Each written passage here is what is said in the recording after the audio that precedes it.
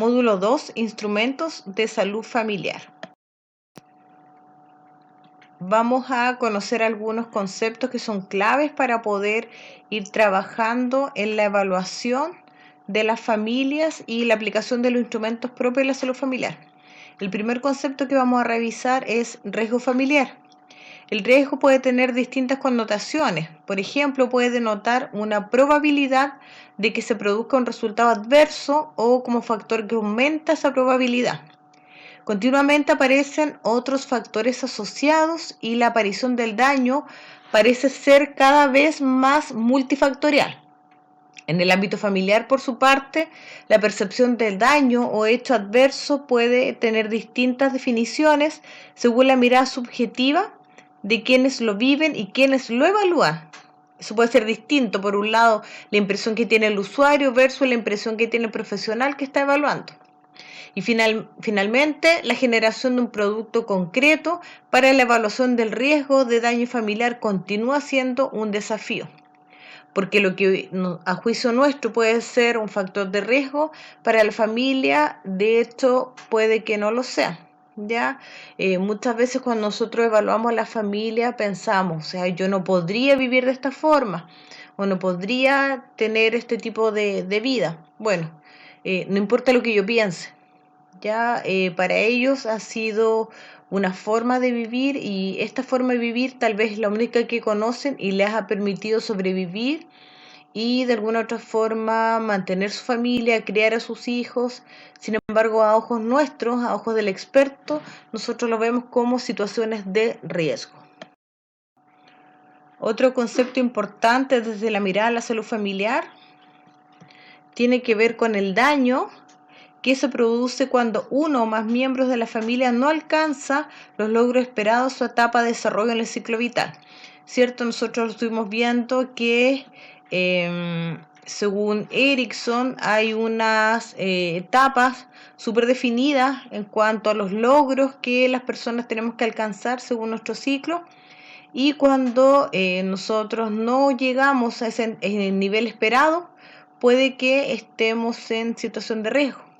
Ahora bien, la vulnerabilidad habla de que es un grado estimado de daño que puede sufrir una persona, ya también lo puede sufrir una familia o también una comunidad. Además tiene que ver con el resultado de la ocurrencia de este fenómeno y dependiendo de la intensidad con la que pueda cuantificarse de ninguno a total el daño. Además, la vulnerabilidad se define como un estado continuo a través del ciclo y el ciclo vital, ¿cierto?, en la cual se encuentra de manera permanente, es decir, disminuye, aumenta, nace o desaparece. O sea, puede ser una situación que vaya apareciendo, pero también en ocasiones desapareciendo, vuelve a aparecer. No quiere decir que si yo soy vulnerable en algún momento de mi vida y lo supero, nunca más lo voy a hacer. O sea, nosotros estamos todo el tiempo expuestos a ser vulnerables, ¿ya? Que quede eso como súper claro. En cuanto al concepto del riesgo familiar, dice, condición o característica que posibilita un proceso patológico en el grupo familiar o en uno de sus miembros. Ahora bien, si afecta solo a uno de sus miembros, como esto está basado en la teoría de sistemas, ¿cierto?, va a afectar al otro subsistema y por tanto al sistema familiar en su conjunto. También el riesgo familiar se conoce como la condición que afecta a la familia y a la relación que se tiene con la comunidad, ¿ya? O sea, la relación de la familia con la comunidad. Además, dice que es un proceso dinámico y multifactorial, o sea, tiene muchos factores que van repercutiendo y puede afectar a un integrante y de ahí a todo el sistema familiar, como decíamos, y a su funcionamiento. Además, este riesgo se minimiza al momento de habilitar los factores protectores. Por eso es bueno cuando hacemos la evaluación familiar no solamente reconocer los factores de riesgo, sino que también los factores protectores, que de alguna u otra forma nos va a permitir minimizar estos factores de riesgo. En cuanto a los factores protectores, dice que la importancia del análisis de los factores protectores de riesgo en relación a la familia está centrada por la participación clave en la salud física y mental de los individuos. Siempre es bueno cuando nosotros hacemos todo análisis involucrar a la familia porque es importante conocer la percepción de daño, ¿ya?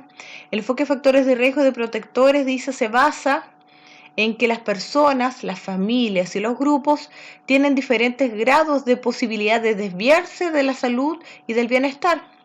Además, las variaciones de la salud y el bienestar dependen del equilibrio existente entre los esfuerzos, los recursos y las necesidades. Los factores que determinan los niveles de salud y el bienestar son múltiples y están interrelacionados. El control de los factores de riesgo se puede hacer suprimiéndolos o compensándolos, por lo tanto se puede disminuir la probabilidad de daño. El esfuerzo de los factores protectores, o el refuerzo digo, aumenta la posibilidad de la salud en mejor condiciones y un mayor bienestar. Por eso es importante que nosotros, claro, si bien conocemos el problema, no nos centremos tanto en esto. Ya si estamos bajo la mirada biopsicosocial, tenemos que ver en detalle y junto con la familia qué factores protectores o qué recursos tiene este grupo familiar para poder enfrentar estas situaciones de riesgo o de problema. Entonces, factores de riesgo son características o condiciones biológicas, psicológicas, conductuales o sociales cuya existencia en los individuos o familias incrementa la probabilidad de presentar algún daño en la salud. Y los factores protectores, por su parte, son características o condiciones biológicas, psicológicas, conductuales o sociales cuya presencia facilita el desarrollo, permite la expresión de potencialidades y bloquea o disminuye el impacto de algunos factores de riesgo en el individuo y la familia. Puede considerarse entonces como los recursos que tiene una familia para enfrentar su desarrollo y sus eventos vitales. Debe quedar claro entonces que no implica una relación de causa ni efecto.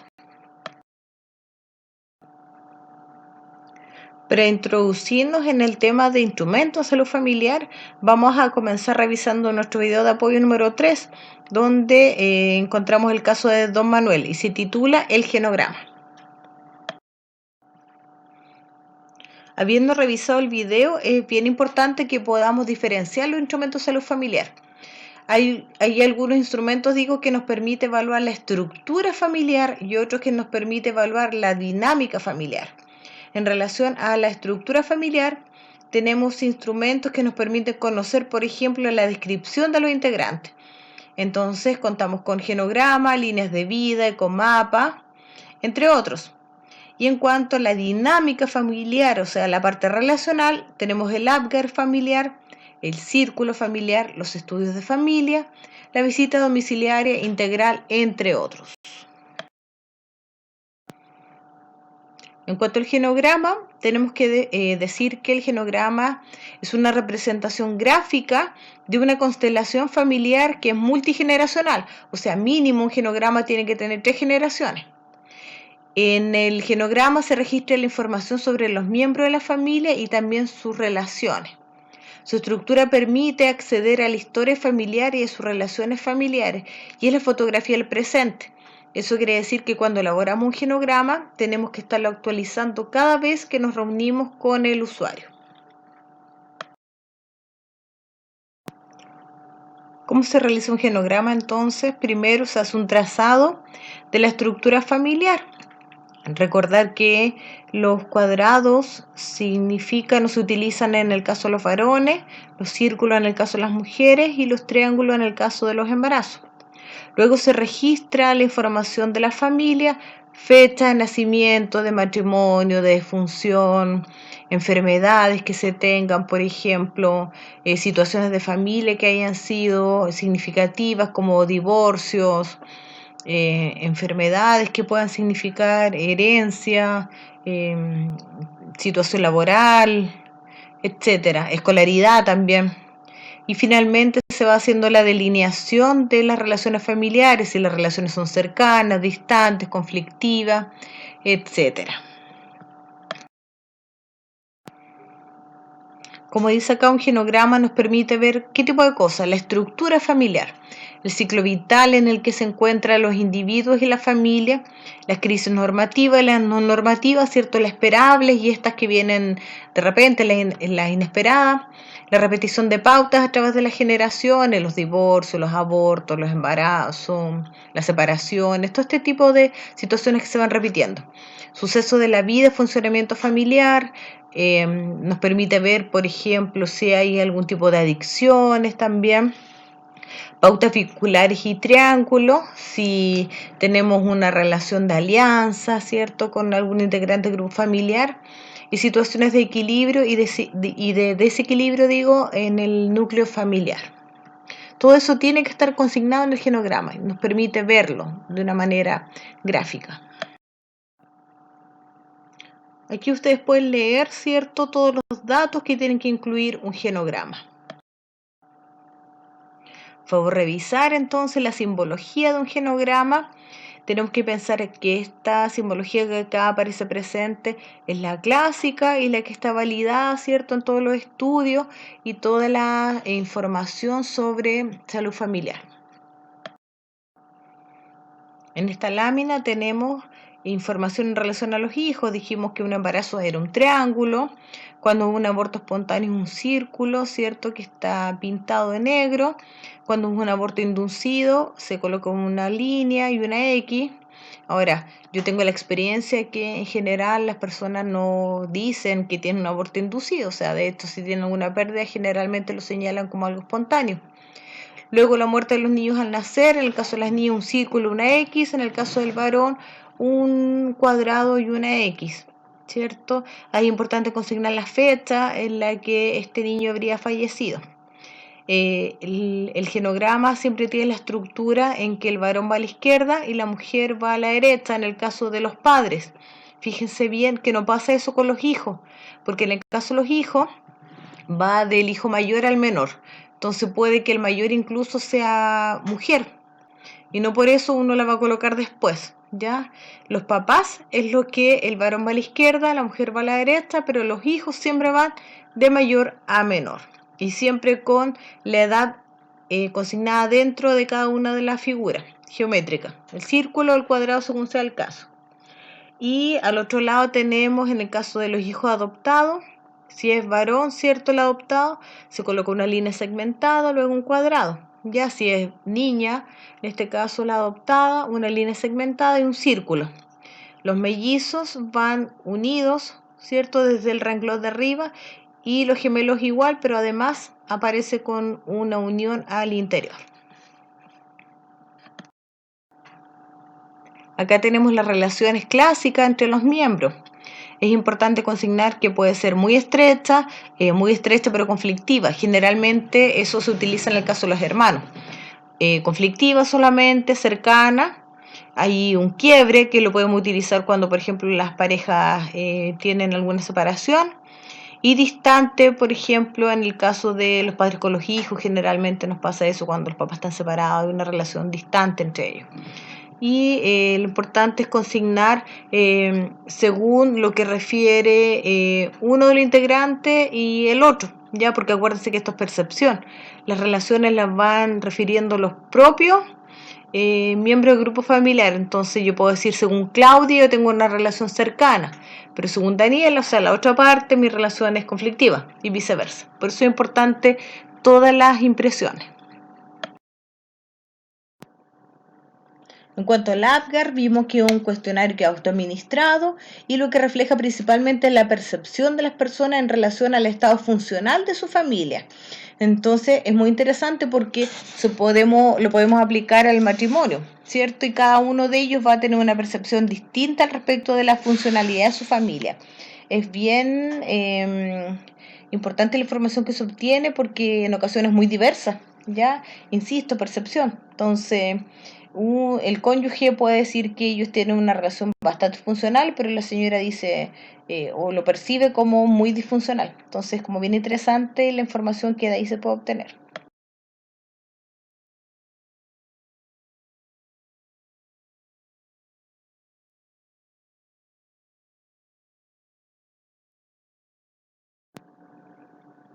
En cuanto al instrumento Línea de la Vida, dice que es un método gráfico en el que se enfatizan los eventos más importantes en la vida de una familia y su situación de salud. Permite entonces correlacionar los eventos familiares con la salud de sus miembros, o sea, ambas cosas, eventos familiares más la salud. Y se usa en conjunto con el genograma y aporta información de manera rápida, fácil y súper útil.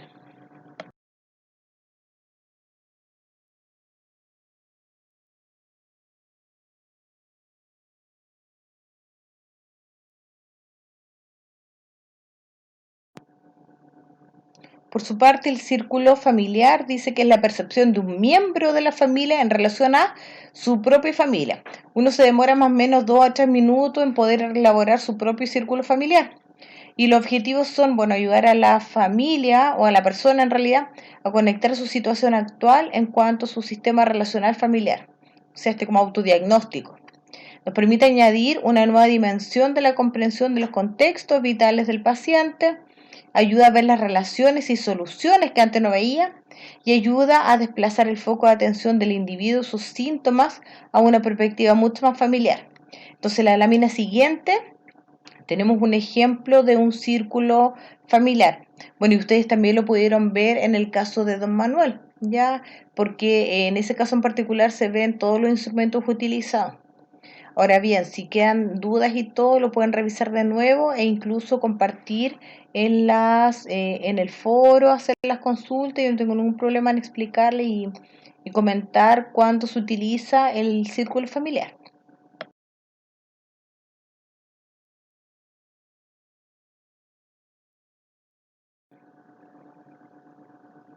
Por su parte, el ecomapa señala las interacciones que tiene la familia y de cada uno de los miembros de la familia con el sistema que lo rodea.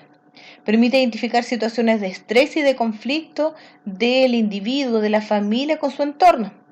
Sugiere recursos para movilizarlo en el momento de crisis. Por ejemplo, cuando el matrimonio tiene problemas al respecto del cuidado de su hijo.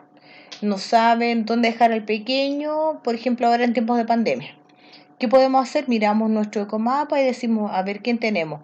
A la tía, a la abuelita, alguna vecina, alguna red de apoyo. Ya nos permite ver esto, nuestras redes de apoyo. Indica si algunas personas tienen buenas relaciones con elementos externos a la familia. Y ahí aparecen instituciones que también nos pueden colaborar, ¿ya?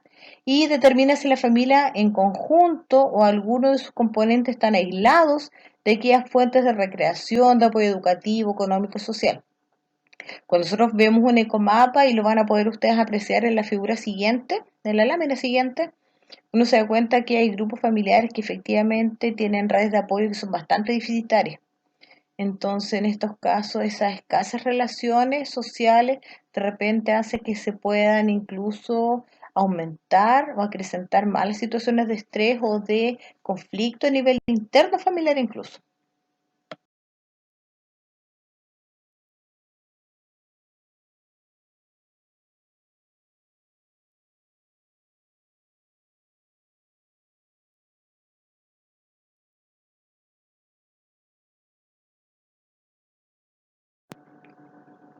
En el análisis del ecomapa es interesante saber si la familia está abierta a nuevas experiencias, si los límites que tiene el grupo familiar son permeables o si efectivamente son tan herméticos que no permiten el apoyo o el ingreso de nadie, si los límites son flexibles. De repente el ser muy rígido no nos permite recibir el apoyo de la familia, ¿ya? O de otras redes sociales que pueden estar alrededor nuestro y que no son visibles a nuestros ojos. Nos pregunta, nos permite saber también si la familia está restringida, si existe una satisfacción de sus necesidades, por ejemplo, si hay estabilidad, crecimiento, enriquecimiento. Nos permite contextualizar a la familia dentro de su propia cultura. Nos permite conocer las necesidades de la familia, como la protección, la salud, este sentido de pertenencia que es tan importante, la intimidad, las relaciones interpersonales, la educación, la fuente de crecimiento espiritual. Cuando, por ejemplo, nosotros estamos atendiendo a alguna familia donde uno de sus integrantes tiene alguna adicción, siempre es importante saber si tiene alguna red de apoyo, por ejemplo, con comunidades religiosas o alguna familia algún integrante que le pueda dar apoyo, porque En adicciones principalmente, lo importante acá son las redes de apoyo familiar y comunitarios. De lo contrario, se hace mucho más difícil el proceso de rehabilitación. En cuanto al mapa de redes, nos permite observar las relaciones que tiene, por ejemplo, la familia con su comunidad, con los amigos, y nos permite irlo comparando en tiempo súper específico. Entonces, por ejemplo, podemos ver que en un mes la familia está mucho más cercana con, no sé, con la comunidad, con un hijo, ¿cierto? Y 4 meses después tiene una relación mucho más distante o tiene más apoyo emocional de algunos amigos que antes no pensaba ni siquiera considerarlo como red de apoyo. Entonces nos permite ir haciendo estas comparaciones entre distintos tiempos para poder ir viendo cómo la familia se va relacionando con su entorno y qué tan cercanas son sus redes de apoyo o finalmente si están como familias aisladas de esta red de apoyo.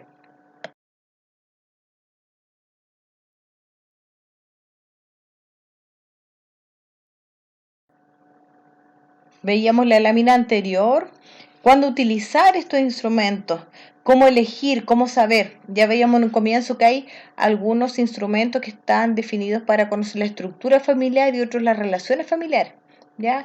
Entonces, cuando nosotros hacemos trabajo con familia, podemos utilizar instrumentos para la intervención en crisis, para la visita domiciliaria, para poder hacer análisis de casos, consejería, estudios de familia incluso. Pero siempre hay un denominador común y es que nosotros tenemos que contar con el consentimiento informado. O sea, no podemos aplicar ningún tipo de estos instrumentos si no contamos con la autorización de la familia.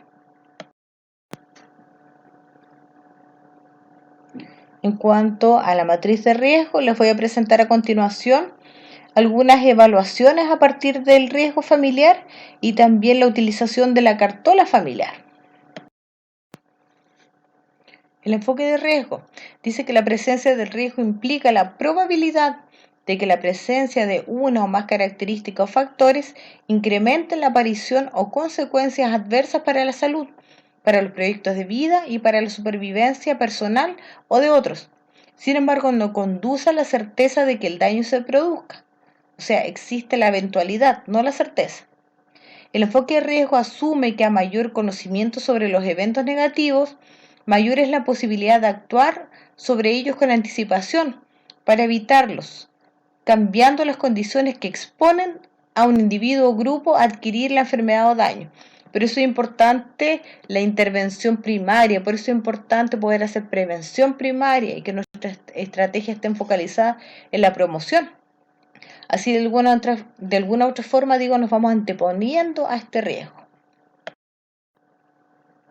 ¿Qué nos permite hacer la evaluación de riesgo? Entonces, la clasificación del grado de la vulnerabilidad a través de un instrumento, un score, ¿cierto? O de una encuesta familiar, para que conozcamos, ¿cierto? En relación a una familia, los factores de riesgo y los protectores que tienen en aspectos sociobiológicos y los cuales pueden afectar las funciones de esta familia. Por lo tanto, el desarrollo de sus integrantes, su relación con el medio social y cultural en el que se desenvuelve. Esta evaluación se realiza mediante la aplicación de una pauta o matriz para establecer su grado de vulnerabilidad o riesgo biopsicosocial. Nosotros conocemos matrices y también existen fichas de familia o encuestas familiares. Vamos a ir revisando algunos modelos a propósito del tema de la evaluación familiar. Podemos encontrar familias que tienen riesgo, familias que están sin riesgo, familias con riesgo leve, moderado o severo. Vamos a ir viendo de qué tratan cada una de ellas. En relación, dice, a familias en riesgo, es familia que en su conjunto o alguno de sus miembros por separado acumulan más de un factor de riesgo o tienen un desequilibrio entre los factores de riesgo protectores. Por lo tanto, presentan una probabilidad aumentada de daño en su capacidad de cumplir sus tareas, sus funciones básicas. Acuerden del ciclo, ¿cierto? Hay una probabilidad de que a cada cierta etapa se incumplan estas etapas del ciclo.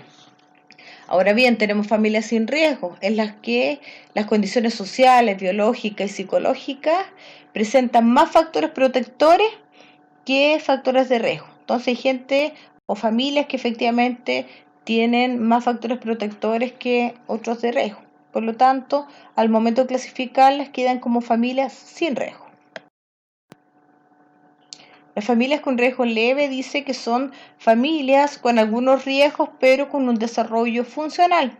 Por su parte, las familias con riesgo moderado son aquellas que presentan varios riesgos del tipo socio-psicobiológicos, sin expresar un daño biopsicosocial. Más adelante vamos a conocer cuáles son los riesgos para cada una de las características. Finalmente, las familias con riesgo alto dice que son familias altamente vulnerables que por la existencia de factores de riesgo o daños expresan un mayor daño desde el punto de vista socio-psicobiológico en sus funciones y un alto nivel de dependencia permanente de las redes externas tales como la salud, el municipio, el tribunal, etc.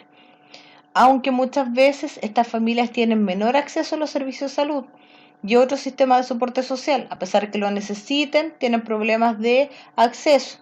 Son las familias que nosotros conocemos en los centros de salud como policonsultantes.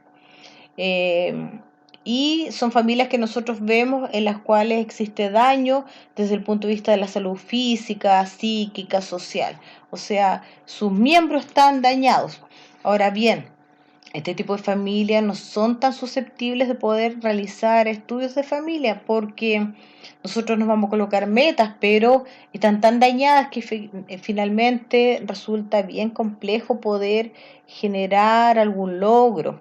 Por su parte, es más fácil, es más conveniente y es más provechoso incluso el poder realizar trabajo e intervención con las familias con riesgo moderado, porque nosotros vamos a intervenir a tiempo para evitar que lleguen a un riesgo alto o a un daño que sea ya más difícil de manejar. De acuerdo al instrumento para la evaluación y certificación de desarrollo en el modelo de atención integral de la salud familiar y comunitaria, podemos en su punto número 5 hablar de la clasificación del riesgo, el cual tiene que ser determinado a nivel local o comunal. Y nos aparecen algunas sugerencias acá que les voy a permitir leer. Por ejemplo, tenemos riesgos desde el punto de vista biológico, socioeconómico y riesgos psicosociales. Biológicos sería la diabetes mellitus, hipertensión, cáncer, enfermedad mental, epilepsia, accidente vascular, VIH, infección de transmisión sexual, un síndrome bronquial obstructivo respiratorio, niños con déficit en el desarrollo psicomotor, malnutrición, ya sea por exceso o disminución, la discapacidad, ya sea física, sensorial, psíquica, mental, ¿cierto? Intelectual, y los postrados, ya sea severo, leve o moderado, postrado, ¿ya? Desde el punto de vista socioeconómico, el riesgo puede estar sentado en la cesantía, analfabetismo, el hacinamiento, la condición de allegados, promiscuidad, la ausencia de redes sociales comunitarias, la presencia de problemas legales, vivienda precaria, por ejemplo, de construcción de material ligero, la contaminación, no solamente al interior de la casa, sino que alrededor, presencia de vectores, por ejemplo, el uso de carbono leña también son factores de riesgo. Y desde el punto de vista psicosocial, está el consumo de alcohol y droga, los trastornos psiquiátricos descompensados, la violencia intrafamiliar, el abuso sexual, maltrato infantil, adulto mayor abandonado, un embarazo adolescente, deserción escolar, delincuencia, trabajo infantil, déficit atencional, LSDA, trabajo infantil, crisis no normativa, acuérdense que estas son las inesperadas, integrante de la familia en situación migratoria o inmigratoria irregular, la baja adherencia a tratamiento, la alteración de los vínculos familiares, cuando por ejemplo nos encontramos con situaciones de trastorno del apego, una jerarquía invertida, ¿cierto? Las coaliciones y el poco control paterno. O sea, aquí a nivel de riesgo tenemos la clasificación biológica, socioeconómica y psicosociales. En las láminas siguientes aparecen algunos tipos de riesgo según leve, moderado y severo, para que ustedes lo puedan ir revisando.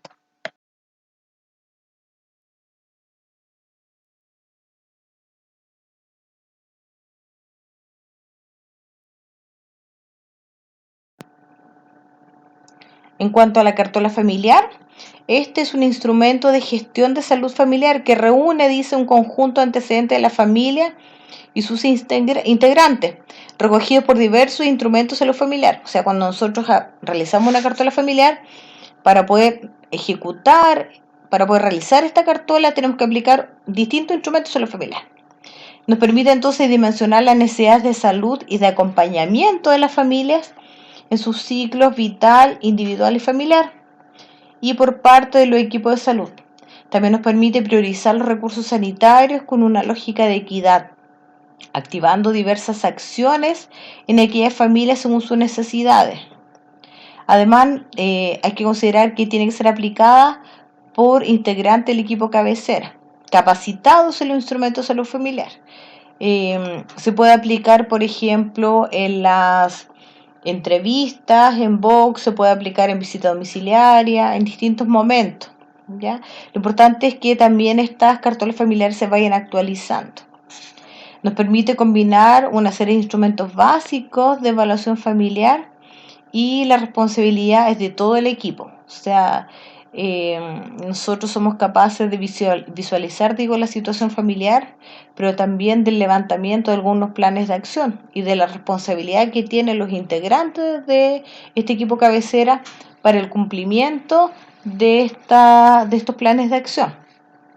A continuación vamos a ver distintas imágenes donde tenemos cartolas familiares para que ustedes las revisen y las conozcan.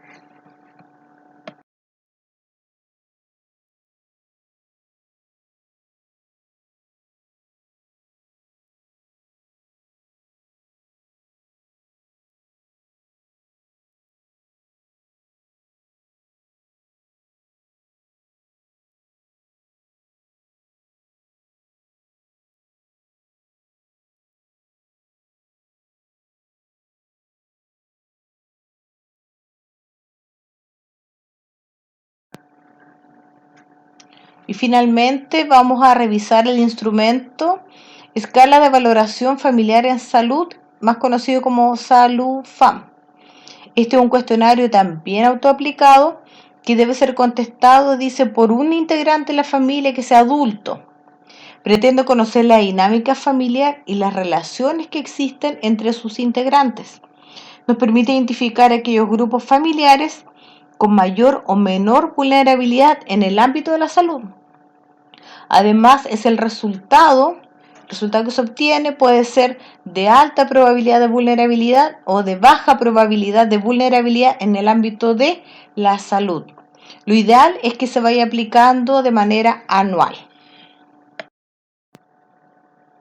Lo que ustedes están viendo acá, entonces, es un SALU-FAM donde aparece la pregunta, ¿cierto? 13 preguntas y alternativa de respuesta donde están las opciones de nunca, pocas veces, algunas veces, muchas veces, siempre y no sabe. Recuerden que es autoaplicado y tiene que contestarlo un adulto del grupo familiar. Finalmente, a modo de resumen, ¿cierto? El proceso de evaluación e intervención familiar se puede resumir a través de este gráfico que ustedes están viendo acá, este mapa conceptual, donde aparece nuestro caso índice, que podría tener una situación de riesgo, ¿cierto? Hacemos una evaluación familiar. Esta evaluación familiar es realizada por este equipo de cabecera. Puede incluso realizarse un estudio de familia, ¿cierto? Y que va a significar levantar un plan de intervención familiar posterior a la identificación de estos problemas.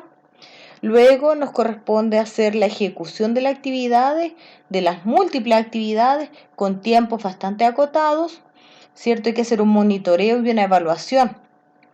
Además, esto nos puede significar una reformulación de nuestro plan de acción. O sea, al momento de ir evaluando, nosotros decimos, ya, esta actividad fue insuficiente, tenemos que volver a levantar una actividad. Nosotros como antecedente estamos realizando un estudio de familia por semestre. No más que eso, porque no solamente la creación de este estudio de familia o de este análisis de la situación familiar, sino que es complejo también este monitoreo y evaluación. O sea, hay que estar constantemente evaluando si se van cumpliendo o no estas actividades que hemos ido proponiendo.